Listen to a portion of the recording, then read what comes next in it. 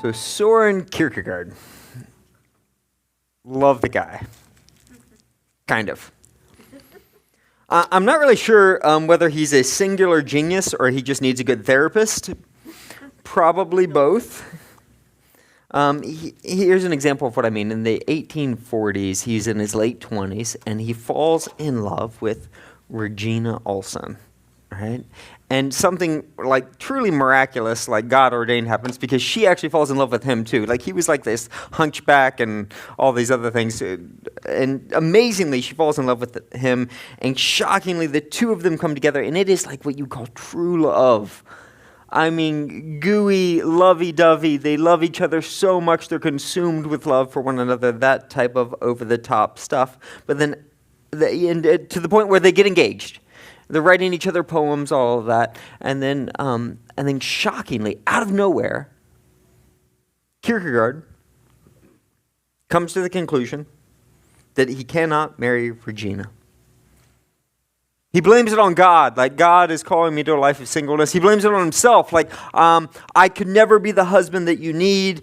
Whatever the case may be, though, he does the unthinkable. He breaks off the engagement, breaks Regina's heart, breaks his own heart, and then if you read his literature for the rest of his life, he never really gets over it, and it doesn't seem like Regina does either.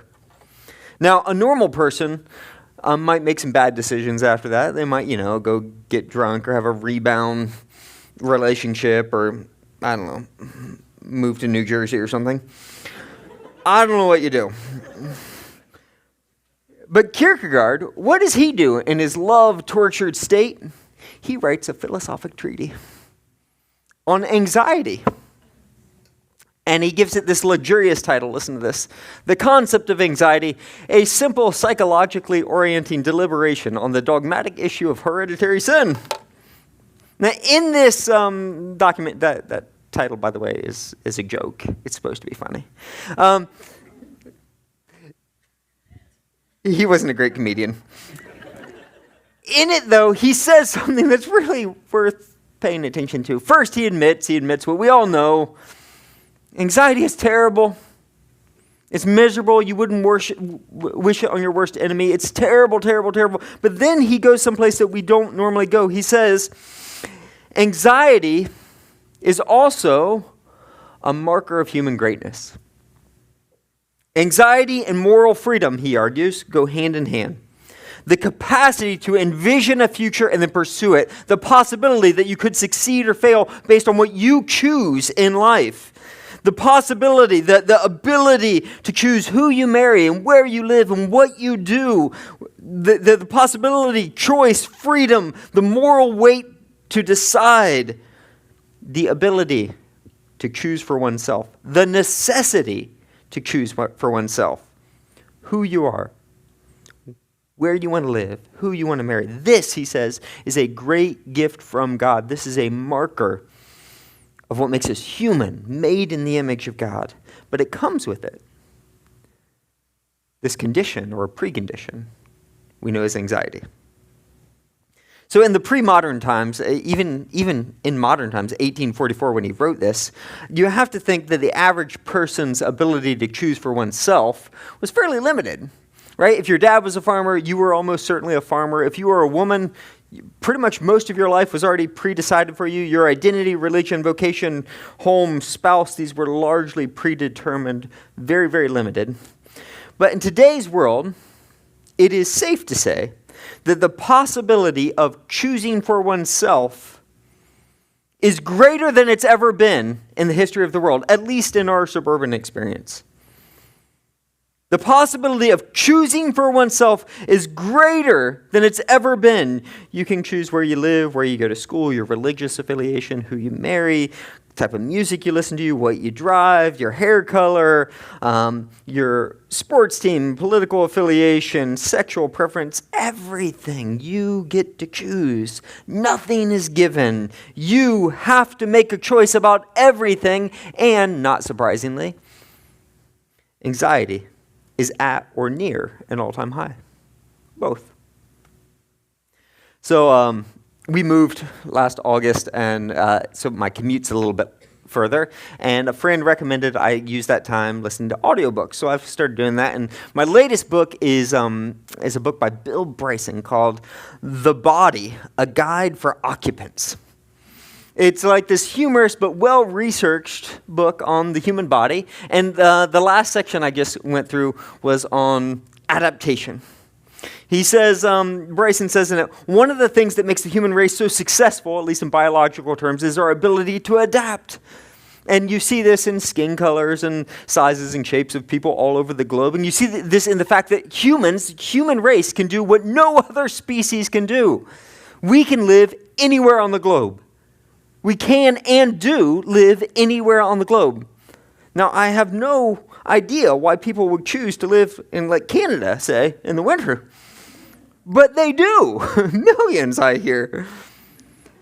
Bryson points out this wonderful capacity, though, which is so helpful to humanity, our ability to adapt to all these different environments, all these pressures, to live no matter what, to survive through anything. When you go to the individual human, to the individual person, to your body, it creates something not so wonderful. Cancer. That's what cancer is. Cells within your body adapting, changing, breaking the rules in order to survive. Now, I heard that, and I thought, that's what anxiety is. Follow me. On the one hand, anxiety is a privilege, it's a power, it's a marker that we are made in the image of God, and we have this power that like no other creature on planet Earth has, this freedom to choose for oneself, to choose your life, to choose your identity, to choose who you're going to be and where you're going to live, and to in some way shape the future. But at the individual level, within your life, it's a cancer that will eat away at your soul. And that brings us to Daniel chapter 2. Daniel chapter 2 is our text for the day. If you have a text, I'd encourage you to turn along. It's a very long text, so we're going to hit some of the key passages here. Here's the scene. Daniel chapter 2, starting in verse 1.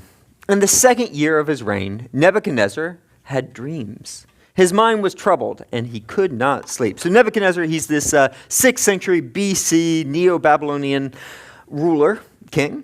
He is arguably one of the probably top 5 most powerful human beings in the history of the world, inarguably the most powerful, wealthiest human being at that time. And he finds himself in this place that is very familiar to all of us. He can't sleep. His mind is troubled. The word could be translated anxious. Now this is fascinating. I want you to see the juxtaposition here. He's just defeated all of his enemies, all the armies around. He has more money than he knows what to do with. He has the freedom to choose and execute whatever he wants. He's literally, at that time, building a mountain in the middle of the plain of Shinar. He's protected by the world's greatest army. He's living inside a wall so thick that you could supposedly drive, according to Herodotus, 2 chariots of 4 horses around it at the same time. So he has all the success, all the wealth, all the security, all the freedom to choose for himself. But he can't sleep. So I won't bore you with statistics. You know that our world is plagued with sleep disorders and anxiety. You know that our teens are plagued with sleep disorders and anxiety. You know that you are plagued with sleep disorders and anxiety. Last year, I was struck by something in the research of Dr. Jean Twenge. She's University of San Diego, and she's State University of San Diego, and she's one of the leading researchers out there on what she calls iGen, which would be like millennials and Generation Z, specifically people born in 1996 and after those born in the digital revolution. And she says something really, really interesting in the midst of her research. She says, objectively speaking, like you can measure it, Generation Z, those born after 1996, are the safest generation in the history of the world, period, full stop. So like when I was growing up, we didn't wear seatbelts or what's this helmet you're wearing while you ride a bicycle? That just gets in the way, right? Today, we bubble wrap our kids if they're going to like jump on a trampoline.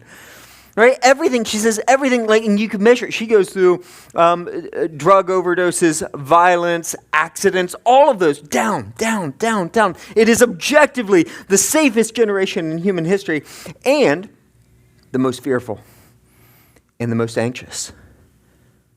Curious. So from a historical perspective, we have all the success, all the wealth, all the security, all the freedom to choose for ourselves, but we can't sleep. Now, isn't that interesting?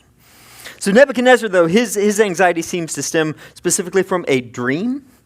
In the ancient Near East, dreams were viewed, especially the dreams of a king, as perhaps an omen, something the gods are saying something to you about the future or about some unseen reality that you need to be aware of. So a reoccurring dream would suggest that the gods were trying to tell him something. So in this way, it was believed that dreams gave you a window into unseen reality, into the future, even if it was kind of an obscure window. Now, I'm not sure how this fits into your worldview, but it's clear that Nebuchadnezzar takes this dream seriously, gravely serious as you and I would take the threat of like a layoff or losing our spouse or cancer. So the king summoned the magicians, enchanters, sorcerers, and astrologers to tell him what he had dreamed. And when they came in and stood before the king, he said to them, I have had a dream that troubles me. I'm anxious, and I want to know what it means. So predicting the future, mitigating against future risk was big business then as it is now. Different. They didn't have, though, insurance firms and actuaries. Instead, they had magicians, enchanters, sorcerers, astrologers. My favorite are the heptoscopers. I don't even know if I'm pronouncing that right. But it's people who professionally study livers.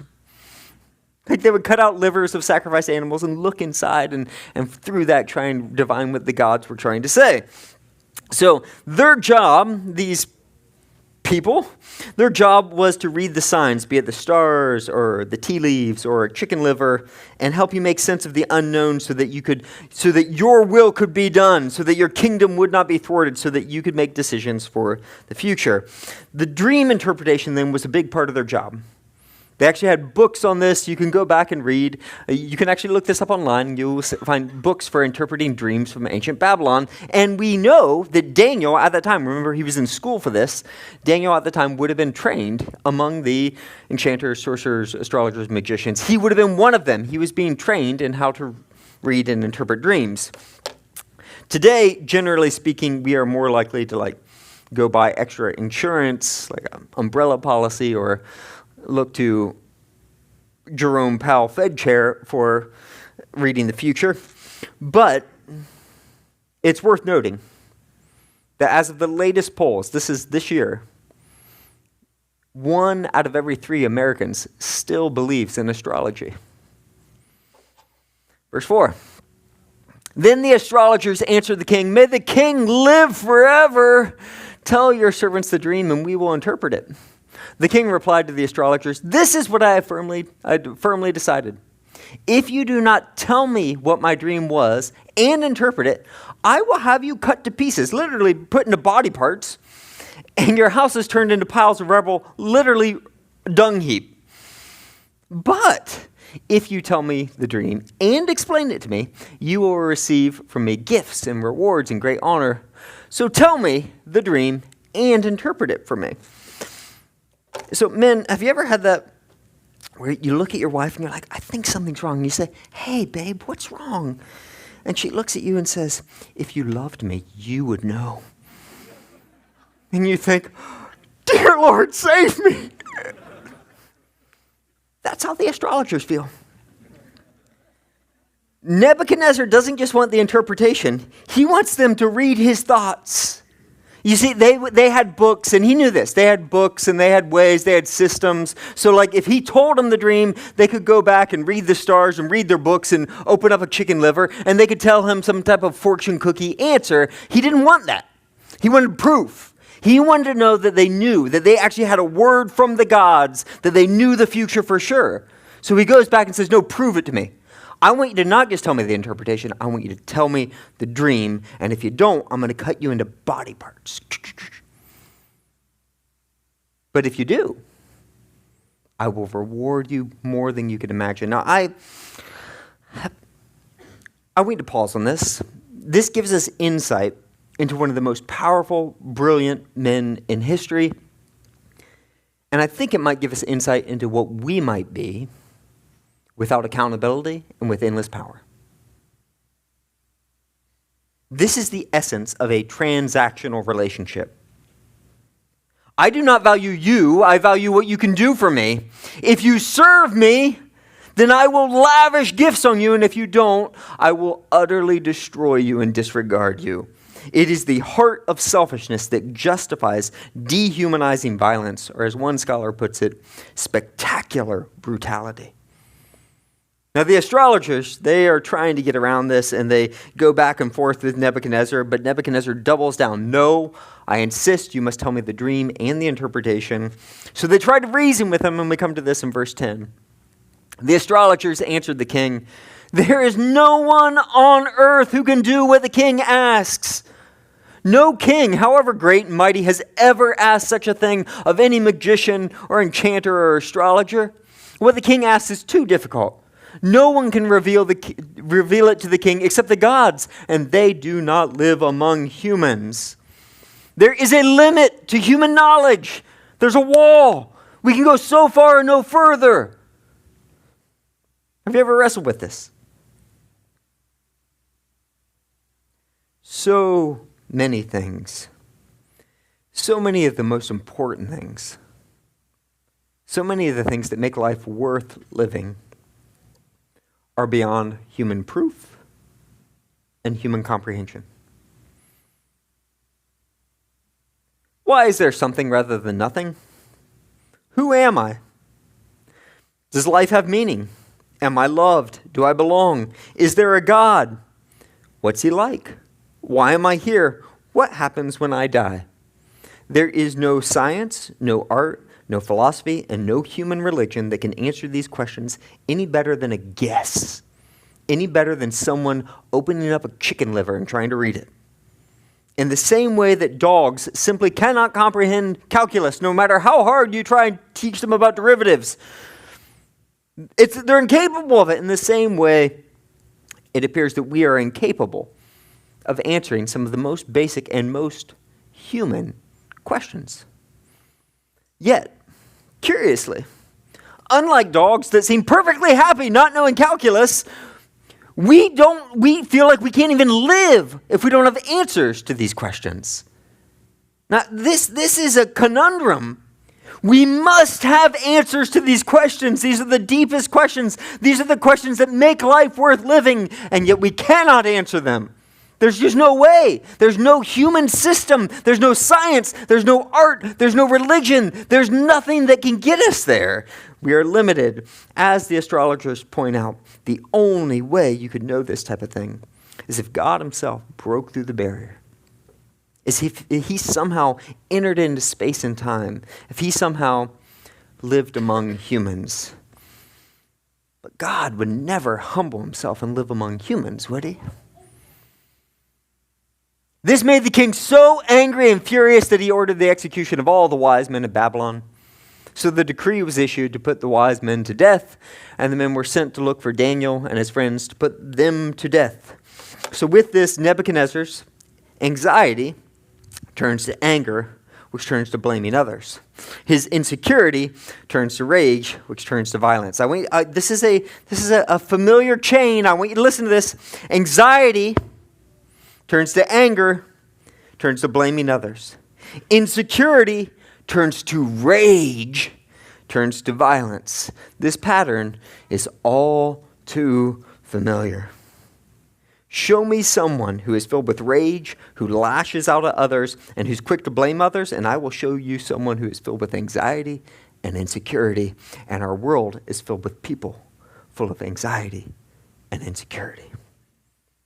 And this insecure and anxious man, though, he has power. So he unleashes it and decides to kill everybody. And the next scene, Arioch, the commander of the king's guard, shows up just to do just that. But Daniel intercedes, asks for a chance to interpret the king's dream, and then we pick it up in verse 17. Then Daniel returned to his house and explained the matter to his friends Hananiah, Mishael, and Azariah. And he urged them to plead for mercy from the God of heaven concerning this mystery, so that he and his friends might not be executed with the rest of the wise men of Babylon. So unlike Nebuchadnezzar, Daniel has very, very few choices in life. He doesn't get to choose where he lives. He doesn't get to choose what he does.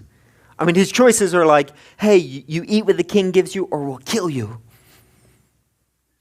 You go through this or we'll kill you. Every choice he has is limited like that. He has the choice to live or die, and that's about it. Every choice for him has been narrowed.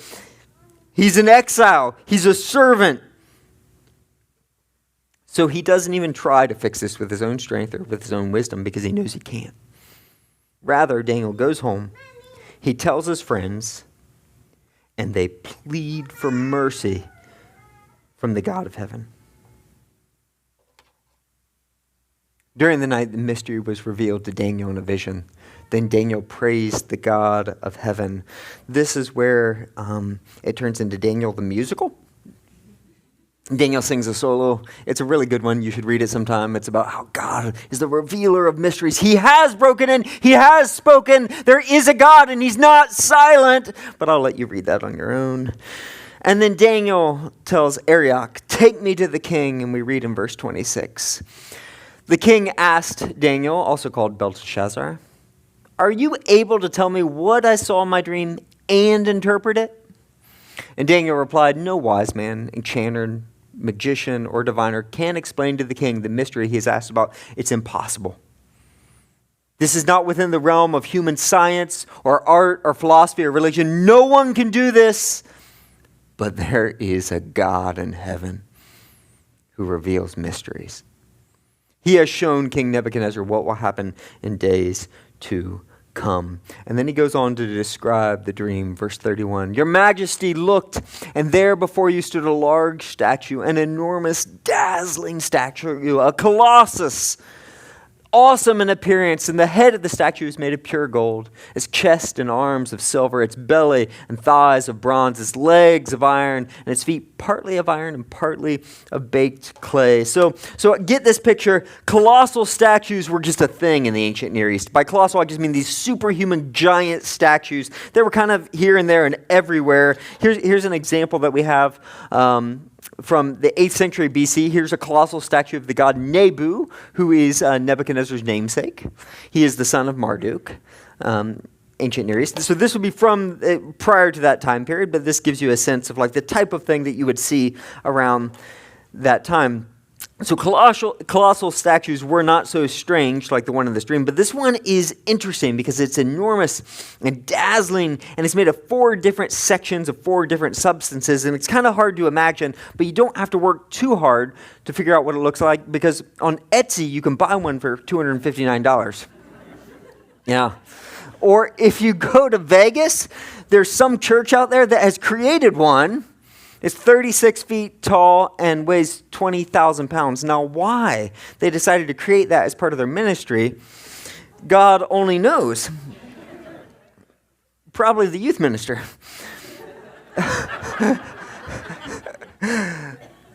Here's a simpler version.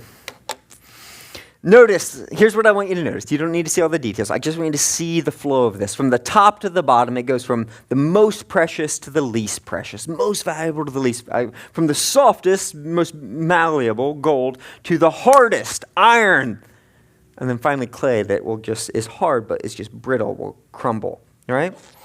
And then something happens to this statue. While you were watching, a rock was cut out, but not by human hands. It struck the feet of iron and clay and smashed them. Then the iron, the clay, the bronze, the silver, and the gold were all broken to pieces and became like chaff on a threshing floor in the summer, like this dust that just gets blown up and blown away. And the wind swept them away without leaving a trace. But the rock that struck the statue became a huge mountain and filled the whole earth. That's the dream. It's bizarre. What could it possibly mean? So Daniel goes on. This was the dream. Now we will interpret it to the king, your majesty. You are the King of Kings. The God of heaven has given you dominion and power and might and glory. In your hands he has placed all mankind and the beasts of the fields and the birds of the sky. Wherever they live, he has made you ruler over them all. You are the head of gold. After you, another kingdom will arise, inferior to yours. Next, a third kingdom, one of bronze, will rule over the whole earth. Finally, there will be a fourth kingdom, strong as iron, for iron breaks and smashes everything. And as iron breaks things into pieces, so it will crush and break all the others. Just as you saw, the feet and toes were partly of baked clay and partly of iron. So this will be a divided kingdom, yet it will have some of the strength of iron in it. Even as you saw iron mixed with clay, as the toes were partly iron and partly clay, so this kingdom will be partly strong and partly brittle. Do you get the image? It's a statue. 4 different metals representing 4 different kingdoms. Now, traditionally, if you look close at this, you can see this in the picture. Traditionally, this is understood that the 4 kingdoms represent the Neo-Babylonian Empire, followed by the Medo-Persian Empire, followed by Greece, followed by Roman Empire, in that order. But this largely comes not from this chapter, but from Daniel chapter 7. Because in Daniel chapter 7, we get what seems to be a repeat of this vision, but not from Nebuchadnezzar's perspective, but from God's perspective. Nebuchadnezzar sees the kingdoms of this earth as this glorious, colossal statue. God looks at them and sees them as beasts, hideous beasts, a lion, a leopard, a lion, a bear, a leopard, and one indescribably hideous beast. So traditionally, based on Daniel chapter 7, this has been interpreted to be those things. If you read the technical scholars today, they tie themselves into knots over who exactly are the kings and the kingdoms. But I want you to notice something here. Daniel spends almost no time identifying them for us. So I don't want you to get all tied up on this, trying to decipher like the secret code. That does not appear to be the point. Remember, this is an apocalypse. I don't mean a zombie apocalypse. I don't mean end of the world scenario, although it might be that. But in the true sense of the word, just meaning revealing, a pulling back of the veil. It's allowing us to see history the way God sees it. It's allowing us to see behind the veil what's actually happening in our world system that you can't see with your eyes. You can only see with eyes of faith, which is to say, this dream is not here to tell you whether to invest in cryptocurrency or not. Probably not. Who's going to win the Super Bowl? Probably the Bengals. This dream gives us a glimpse of history itself. That's why it's here. It's pulling back the veil to say, hey, you see all these kingdoms, you see these kings, you see their greatness, but let me show you what's happening in and under and through them. It's telling us how to read the political powers and the systems around us. So while I personally think that these 4 kingdoms likely refer to the historical kingdoms of Neo-Babylon, Medo-Persia, Greece, and Rome, if you truly want to appreciate what this text means for us today, you could just fill in that blank with Apple, Amazon, Vanguard, Pfizer, Google, America, Republican, Democrat. Whatever the powers are that shape your life. Whatever tempts you to bow down to it. So what does this dream reveal about the kingdoms, the powers of our world? It reveals at least 3 things that I want to point out. The first is this. The kingdoms of this world will demand our worship and dehumanize us. So in this dream, the kingdoms of this world form one image. That's the word, as in you shall not make for yourself an image. We will see next week the ancient Near East, the whole point of erecting a magnificent colossal statue was to elicit worship. The statue is not just a symbol of political powers, it's an idol. It represents a god. It represents spiritual forces. So across the ancient world, kings, they would come in and they would set up a kingdom representing a god, and then they would take statues of themselves representing that god, and they would place them all over the kingdom, that those images of the great king who was the image of God would then be placed all over the territory, showing, revealing the greatness of the rule of that king. In fact, the language that we get, made in the image of God, that does not originate with Genesis. Do you realize that? This is not something God made up. In fact, it was all over the ancient Near East. They believed that people were made in the image of God. By people, I mean kings. Not you, not me. Kings. They were the God king. They represented the rule and reign of the gods. And so the king was made to embody the gods, to rule on behalf of the gods, to show the glory of gods. And you were not made of the same stuff as the kings. You were to serve. You were just a servant. You were a chattel. You were worthless. You were nothing. So in that culture, in every culture, it's used exclusively for kings. Kings are made in the images of God, not people. And the king's job was to exert his will, the will of the God, extend his rule, his dominion over everyone and everything, and to create a paradise, a place of the gods. So think the Hanging Gardens of Babylon. That's what Nebuchadnezzar is building.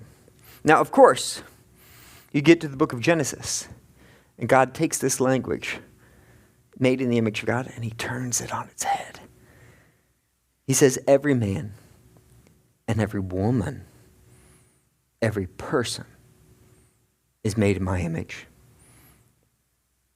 created to be royalty, created to represent me, created to show forth my glory and my power and my dominion. That it is not just kings, but every single person. And paradise is not found by some king exerting his power over dominating creation, but salvation, paradise is found in freely choosing to submit our desires in love to God. By giving up our will and our very selves, we find ourselves in paradise. The contrast could not be more stark.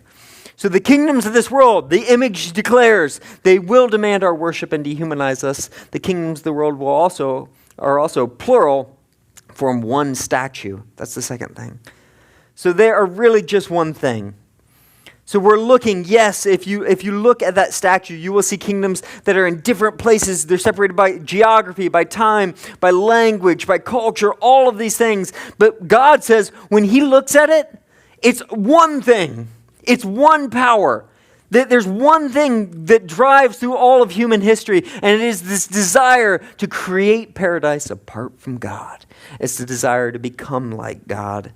And this is from a singular spiritual power, and that power is not the God of heaven. So, the kingdoms of this world, they will demand our worship and dehumanize us. Though they are plural, they're really one thing. And then the last point is this: the kingdoms of this world are all going to be destroyed. Verse 44. In the time of those kings, the God of heaven will set up a kingdom that will never be destroyed, nor will it be left to another people. It will crush all those kingdoms and bring them to an end, but it will itself endure forever. This is the meaning of the vision of the rock cut out of a mountain, but not by human hands, a rock that broke the iron, the bronze, the clay, the silver, and the gold to pieces. So he says, that's the last scene of this dream.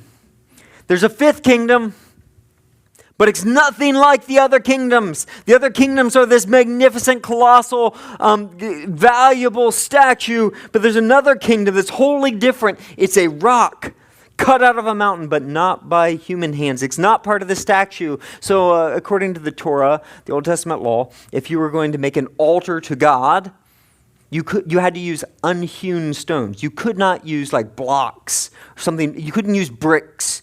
You couldn't use something man-made. You had to find rocks made by God. And that is what you were to construct an altar out of. The point, the symbol was really, really clear. This is not a human-made religion. If you are going to meet the true God, it's not through your sorcerers or through your wisdom or through your astrologers or through reading the stars. You can't achieve it. God has to come down. He has to choose to meet you. He has to reveal himself. It is only by rocks, untouched, unmade by human hands. This God is inviting you to meet him, to know him, to answer the questions that you could never answer on your own, but can't live without answering. So the thing about gods made by people is that they're made by people. So one of my favorite passages in all of the scriptures is Isaiah chapter 44. I love it because Isaiah just loses his mind in it. It's like, you got to appreciate it when a prophet just goes crazy. Like, so he's totally mocking. He's talking about Babylon and their Babylonian gods and all the power they think they have. And he says, oh, so there's like this carpenter and he's walking through the woods and he's like, oh, there's a tree. I'll chop it down. And he chops it down and he takes some of the wood and he like cooks some stuff and takes some of it, like, I don't know, builds some logs, warms himself with it, cooks some bread over it. And then the other part he turns into a god. Listen to this. This is too good. Savor this. God's word to you. Half the wood he burns in the fire. Over it, he prepares his meal, he roasts his meat, eats his fill. He also warms himself and says, I am warm, I see the fire. From the rest, he makes a god. He bows down to it and worships it and prays to it and says, save me, you are my God. Listen, they know nothing. Talking about those gods. They understand nothing. Their eyes are plastered over. They can't see. Their minds are closed. They can't understand. No one stops to think. No one has knowledge or understanding to say, hey, half of it I used for fuel and even bake bread over it. Shall I now go and make a god? So Isaiah's point, man-made gods are dumb. It's just dumb. Isaiah's point is a bit more subtle. The kingdoms that seem so enormous and dazzling and magnificent, the powers in our world right now that seem so magnificent and dazzling. Nebuchadnezzar and his power has reached his pinnacle, at which we far exceeded at this point. At that point, he had what felt like absolute freedom. He could create any reality he wanted. He could literally build a mountain in the middle of the plain of Shinar. Like anything he wanted, his will could exert. He could reconform the whole world to conform to his will, to create his paradise on earth. It was his world. He was the God. And yet, with that extraordinary, almost absolute freedom, came this crushing anxiety. Because he knew how fragile it was. It's enormous and dazzling, but it will not last. One kingdom will take over the other, and God's kingdom will take over them all. And that is why Nebuchadnezzar was so anxious. That is why we are so anxious, may I suggest. The human-made world, human-made morality, human-made justice, human-made meaning in life, human-made identity, human-made hope is exceedingly fragile. It's only as strong and lasting as you are. If you make up your identity, you have to carry it. If you create your own hope, you have to make it succeed. If your meaning in life is based on what you construct, then you have to carry the weight of God, and that is a heavy, heavy load. Things that seem so enormous and dazzling, things that people seem to worship, they can crumble and vanish so quickly. It will take your breath away. So, this has always been true. The Neo-Babylonian Empire that Nebuchadnezzar, his father, and then Nebuchadnezzar built, literally took huge segments of the earth's entire population to build it. It cost what in today's terms would be tens of trillions of dollars to build.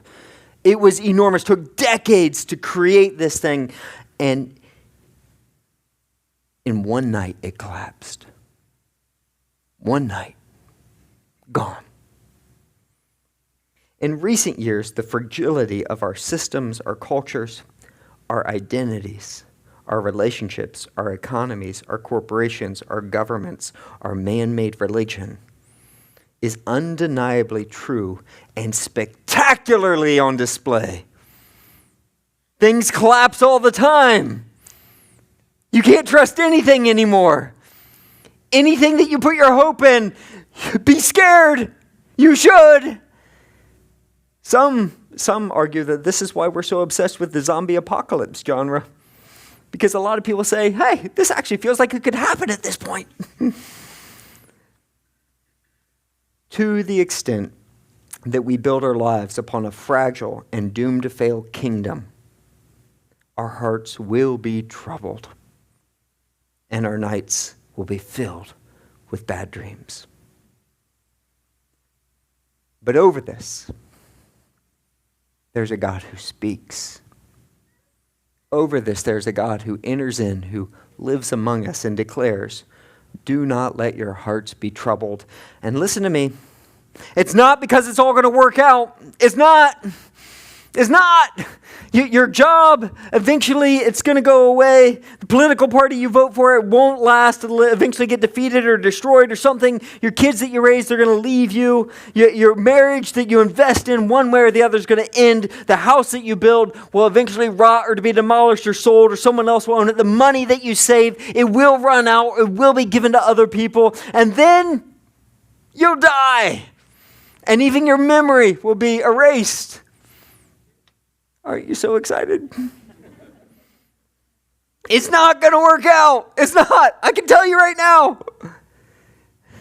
If your hope is to build something that lasts, you might consider investing in nuclear waste. I was reading a Live Science article not long ago, and that's the one thing that they think will last more than 1 million years. So there you go. If you want to make a long-term, lasting difference in our world, invest in nuclear waste. But for the rest of us, our chances are pretty much zero. But I want you to hear this. Daniel, he doesn't have the freedom to choose how he lives or where he lives or what he does. He doesn't have the freedom that we have. He can't create who he wants to be. He doesn't have all the freedom and the money and the power that we have, that we take for granted. He doesn't have any of that. But he is not hopeless. Because there's another kingdom. There's a different kind of kingdom coming. It's a rock. Not the type of thing that our world values, but it's not made by human hands. It's not something that humans can accomplish or achieve or earn or make. It is a work of God alone. And it begins small, but it becomes a huge mountain and fills the whole earth. And this rock, this kingdom of God, it is the aim and end of all history. It is where everything is headed, whether you reel against it or not, whether you fight against it or not, whether you invest in that great statue or not, whether you think you're made of gold or not. It doesn't matter. It will all be dust blown away by the rock. And that is why Daniel can hold on to hope and sleep at night. That is why Daniel's friends will not be tempted to bow down to the statue. That is why Daniel will not give up praying, even if it cost him his life. That is why Daniel cannot be excited about wealth or about loss. This isn't just Daniel's hope. This is the hope of all God's people. So Isaiah picks up this theme in Isaiah chapter 7. He says something strange is going to happen, something bizarre. It's going to blow your mind. The world's never seen it before. A virgin is going to give birth. Something's going to happen that is not caused by man. No one would choose. No one could make happen. And this son, he's going to be called Emmanuel, God with us, that God himself is going to break through the barrier. He's going to answer the questions we can't answer. He's going to smash into human history, live among us. And this son, he will be called, Isaiah chapter 8, a stone that causes people to stumble and a rock that makes them fall. But he's just a rock. Like no one's going to pay attention to him. His kingdom, his kingship is nothing like Nebuchadnezzar. In fact, Isaiah 53, he had no beauty or majesty to attract us to him, nothing in his appearance that we should desire him, that our world would not value him. People would not see the image of God in him. He'd be born in a manger, born into poverty, and his kingdom would start small, like a mustard seed. It would be unlike any kingdom this world has ever seen. It would have no money, no army, no political power, and it would not be won by killing, but by being killed. Not by destroying one's enemies, but by loving them. Not by vengeance, but by forgiveness. Not by achievement, but by desperate prayer. Not by fear, but love. Not by exerting our free choice to decide and rebend the world around our will, but praying, not my will, but your will be done. Not by saving yourself, but by laying down your life for others. And the kingdom, the mark of the kingdom, the moment that established the kingdom forever, was when Jesus was nailed to a cross and his crime was nailed above his head. Jesus of Nazareth, King! King of the Jews, King of God's people. A different kind of kingdom. And that is how he would win. 3 days later, followers of Jesus started announcing impossible things. They said, Christ is risen. He is risen indeed. And the Romans and the Jews, they tried to stamp this out. This is not part of the world's kingdom. This has nothing to do with this world. So they persecuted them. They tried to take away their jobs. They ostracized them. They pushed them out of their communities. And then when none of that worked, they killed them. And yet this kingdom kept spreading from person to person, from Jerusalem to Judea to Samaria to the uttermost parts of the earth, to places like Collegeville, Wayne, Valley Forge. So Nebuchadnezzar, he hears this. He hears his dream. He hears his interpretation, and he has a choice. I've been building my life on the foundation of this world's kingdom, and there's another kingdom, the kingdom of God, coming. What will I do? And all he hears is, so you're saying I'm gold.